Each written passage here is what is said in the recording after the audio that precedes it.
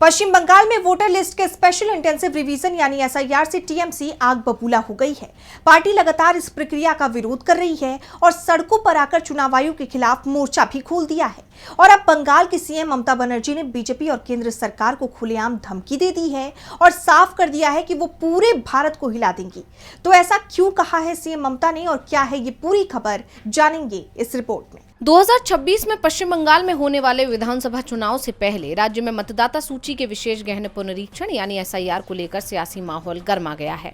मुख्यमंत्री ममता बनर्जी इस प्रक्रिया का विरोध कर रही हैं। इस बीच सीएम ममता ने खुले मंच से बीजेपी को चेतावनी दे दी है। सीएम ने कहा कि बीजेपी राजनीतिक रूप से मेरा मुकाबला नहीं कर सकती, न ही मुझे हरा सकती है। उन्होंने कहा कि वो आज हेलीकॉप्टर से यात्रा करने वाली थी, लेकिन अचानक सूचना मिली कि मेरा हेलीकॉप्टर उड़ान नहीं भरेगा। उन्होंने इसे साजिश बताया और कहा चुनाव शुरू भी नहीं हुए और टकराव पहले ही शुरू कर दिया। एसआईआर के नाम पर मुझे जानबूझकर टारगेट किया जा रहा है। अगर मेरे ऊपर किसी तरह का हमला हुआ तो मैं भारत को हिला दूंगी।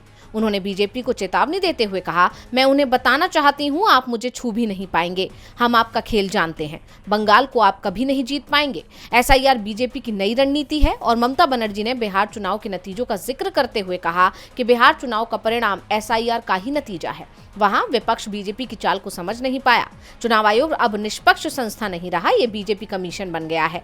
वहीं उन्होंने घुसपैठियों के मुद्दे पर कहा कि आपने 15,000 घुसपैठियों की बात कही, लेकिन सीमाओं का प्रबंधन कौन करता है?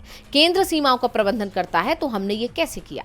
ममता ने एक बार फिर बीजेपी और आयोग की मिलीभगत का आरोप लगाया और कहा कि चुनाव आयोग का एक और छोटा साहब मिल गया है। वो बीएलओ को बुलाकर कह रहे हैं कि उन्हें जेल में डाल देंगे, उनकी नौकरियां छीन लेंगे। अब ममता बनर्जी के इस बयान से साफ हो गया है कि बीजेपी के लिए बंगाल अभी दूर है। वो बीजेपी को बंगाल में वोट चोरी नहीं करने देंगी। टीएमसी के इन आरोपों से बीजेपी की घबराहट बढ़ती दिखाई दे रही है।